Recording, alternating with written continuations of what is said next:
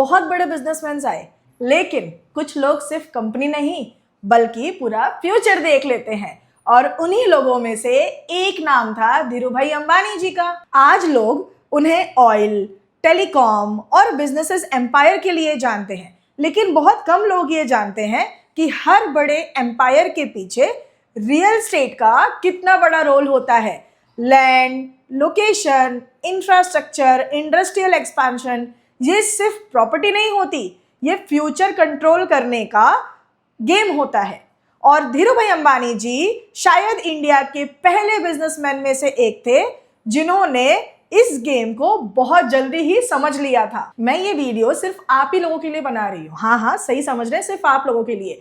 अगर आप real estate को सिर्फ घर खरीदने के नजरिए से नहीं बल्कि वेल्थ क्रिएशन और ग्रोथ के नजरिए से समझना चाहते हैं तो ये वीडियो को जरूर पूरा देखिए और साथ में इसे फॉलो भी कर लीजिए। मैं हूं Sneha Antariksh Pandey, the founder and the CEO of the company Snehansh properties private limited, जो कि पालघर डिस्ट्रिक्ट की number 1 real estate trusted company बन चुकी है। तो इसके लिए तो आप लोगों को बहुत बहुत दिल से धन्यवाद। और हाँ, इस वीडियो में हम एनालाइज करेंगे कैसे दुनिया के बड़े प्लेयर ने रियल एस्टेट के थ्रू और विजन के थ्रू अपने बड़े एम्पायर को बिल्ड किया। 1932 गुजरात का एक छोटा सा गांव चोरवाड़ जूनागढ़ डिस्ट्रिक्ट में आता है। मिडिल क्लास फैमिली, ना कोई बिजनेस एम्पायर, ना कोई लग्जरी बैकग्राउंड, लेकिन एक चीज अलग थी। वो क्या था? विजन। बहुत लोग जॉब ढूंढते हैं लेकिन कुछ लोग अपॉर्चुनिटीज ढूंढते हैं। यंग धीरूभाई अंबानी जी सिर्फ 16 साल की उम्र में येमेन, जो कि एक मिडल ईस्ट कंट्री है, वहां गए काम करने।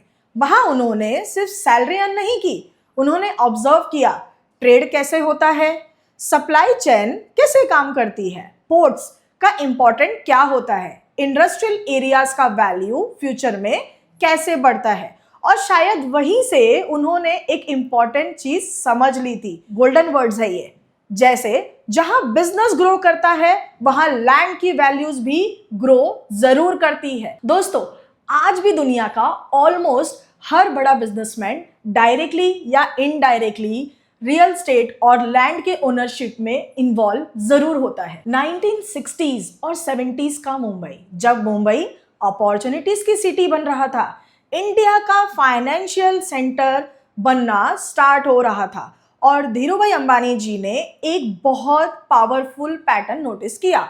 जहां फैक्ट्रीज आती है, रोड बनते हैं, पोर्ट्स डेवलप होते हैं, ट्रांसपोर्ट इंप्रूव होता है, वहां बिजनेस भी ग्रो करता है और प्रॉपर्टी की वैल्यू भी ग्रो करती है। इस फेज में Reliance textile business aggressively grow करना स्टार्ट करता है, लेकिन सिर्फ बिजनेस ग्रो नहीं हो रहा था, इंडस्ट्रियल लैंड की इंपॉर्टेंस भी बढ़ रही थी। पिछले 10 सालों से पालघर बोईसर जैसे एरिया में काम करते करते रियल एस्टेट में एक ऐसा अनुभव था, आपसे जरूर शेयर करना चाहूंगी। फैक्ट्री सिर्फ मैन्युफैक्चरिंग यूनिट्स नहीं होते। जब कोई बड़ा बिजनेसमैन फैक्ट्री लगाता है, वो सिर्फ एक बिल्डिंग नहीं बनाता, उसके आसपास रोड बनते हैं, ट्रांसपोर्ट आता है, वर्कर्स शिफ्ट होते हैं, रेंटल्स डिमांड भी बहुत बढ़ती है, शॉप खुलती है, पूरा एक इकोसिस्टम क्रिएट हो रहा होता है। और एग्जैक्टली यही रियल एस्टेट का गोल्डन प्रिंसिपल है। डेवलपमेंट प्रॉपर्टी प्राइस को पुल करता है। एक स्ट्रॉन्ग लाइन बोलूं आपसे, जिससे शायद आप भी कनेक्ट करेंगे। आज जिसको लोग खाली लैंड समझ के छोड़ देते हैं, कल वही लैंड ग्रोथ का जोन बन सकता है। आप तो जानते ही हैं, आज भी इंडिया में expressways, industrial corridors, metro projects, railway connectivity, ports, airports और ना जाने कई सारे इंफ्रास्ट्रक्चर कंटिन्यू डेवलप हो रहे हैं। इन्हीं के आसपास आज भी सबसे ज्यादा रियल एस्टेट ग्रोथ देखी जाती है। लेकिन फिर भी हैरानी की बात यह है कि मोस्ट लोग सिर्फ प्रेजेंट देखते हैं, विजनरी लोग फ्यूचर देखते हैं। और धीरूभाई अंबानी जी फ्यूचर पोजीशनिंग समझते थे। वो सिर्फ करंट डिमांड पर फोकस नहीं करते थे, वो फ्यूचर इंडिया को देख रहे थे। यही रीजन है कि industrial expansion, infrastructure, land positioning, commercial growth Reliance के ग्रोथ मॉडल का सबसे इंपॉर्टेंट पार्ट बन गया है। अब यहाँ ना एक बहुत इंपॉर्टेंट बात को समझिए। जो इन्वेस्टर्स होते हैं ना, वो सिर्फ घर नहीं खरीदते, वो फ्यूचर लोकेशन को, upcoming developments, connectivity, employments growth, migration trends, ये सब एनालाइज करते हैं। दुनिया के ऑलमोस्ट बड़े बिजनेसेस का एक हिडन स्ट्रेंथ होता है और वो क्या है?